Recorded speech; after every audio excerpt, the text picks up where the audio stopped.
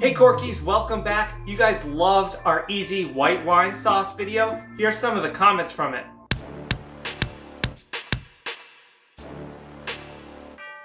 Since you guys loved it so much, we're here to step it up with a red wine sauce. It's gonna be super easy and super delicious. I'm gonna be telling you how to do it, so stay tuned.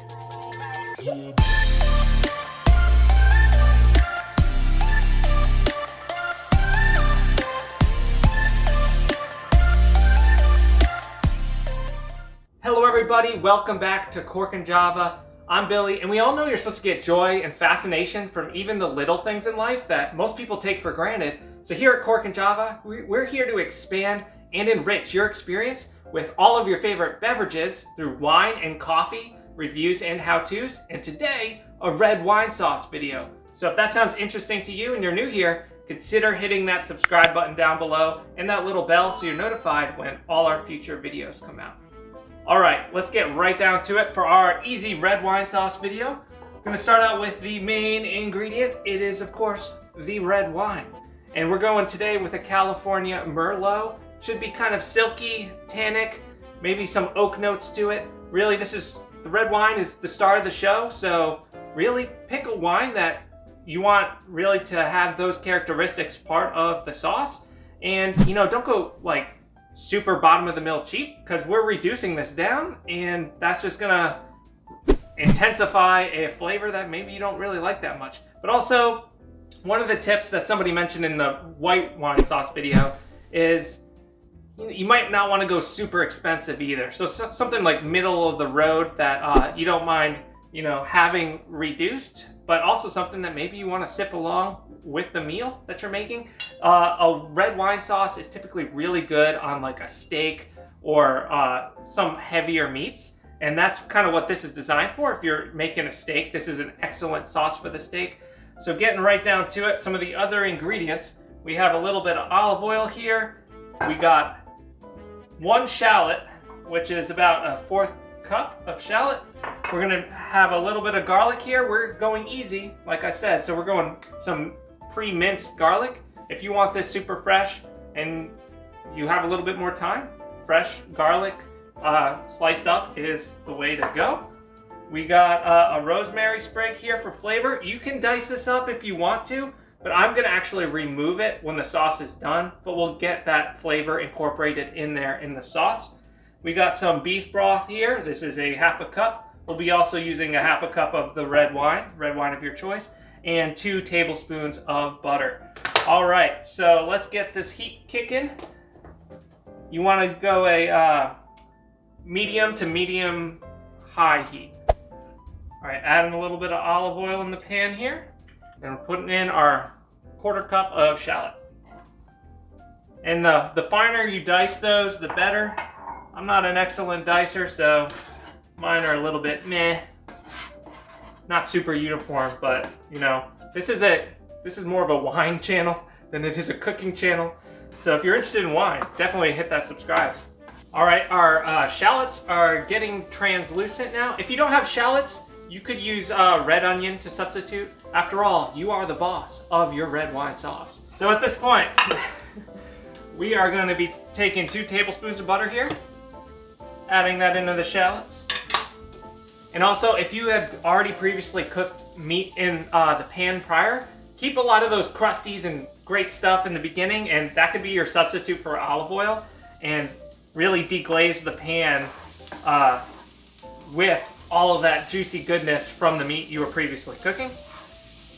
All right, we got the butter melting in there, and we're gonna add a few cloves of garlic here. The aroma is amazing. We don't want this garlic to burn, so we're not going to keep it on very long before we add in our beef stock here, 1/2 cup of beef stock. And at the same time, we're going to be adding in a 1/2 cup of the red wine of your choice. Like I said, the red wine is the key star ingredient here, so choose carefully what you want to do. I'm really looking forward to this Merlot, and what's great is you can use the same recipe hundreds of different times, and the wine that you use will change how it tastes every time. So it's almost like a new adventure to try every time that you want to make a red wine reduction sauce. And you're going to have plenty left over to pair with your meal afterwards, so it's perfect. Now the name of the game is just wait. Now we're just reducing it down to where it's a thicker sauce. We're removing a lot of that alcohol content out of the wine, making it thick and really concentrating all those flavors. All right, and while it's still reducing, we're going to add that sprig of rosemary in there and really kind of get that soaking up in there. And also, if you don't want to use rosemary, you don't have it, we have a rosemary plant right out back, so it's perfect. Also, another good herb to use is thyme. Thyme is excellent in this dish. All right, while we're waiting for this to reduce down, we're about 3 minutes in of the reduction. We're gonna give this wine a little taste. Got a little black currant on the nose. It's got a little bit of vanilla oakiness to it as well. And a pop of like black cherry.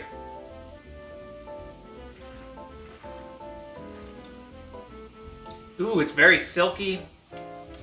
Nice medium tannins, but it's well balanced with both the oak and kind of a lot of the berry flavors I'm getting out of the palate here.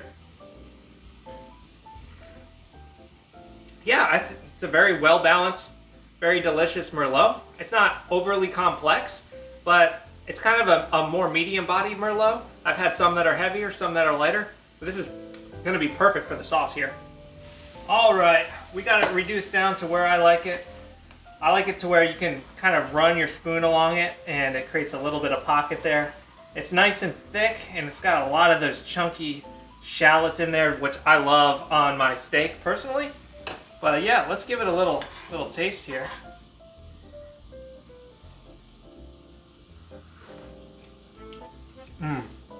That's delicious. Combination of that beef stock with the fruitiness of the wine, sweetness of the shallots, and you're getting a lot of that rosemary coming through. This would be excellent for, you know, your Thanksgiving, Christmas, holiday kind of wines with that rosemary flavor. It's just excellent, excellent wine sauce. Be great on your steak, great on all types of meats, to be honest. And yeah, this is one of the staples in our household. Let me know in the comments down below with what are your favorite wines to cook with and why. Do you like Merlots like we chose here? Or what other kinds do you like? I'd like to know down in the comments. All right, guys, that's gonna do it for us here at Cork and Java.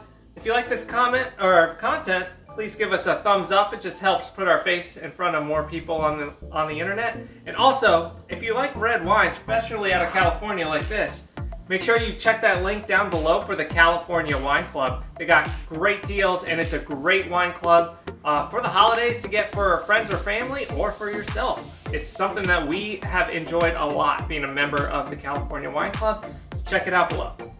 All right, Corkies, I'm looking forward to seeing you guys online. We're on Facebook, Pinterest, Twitter, and Instagram. So next time, bottoms up.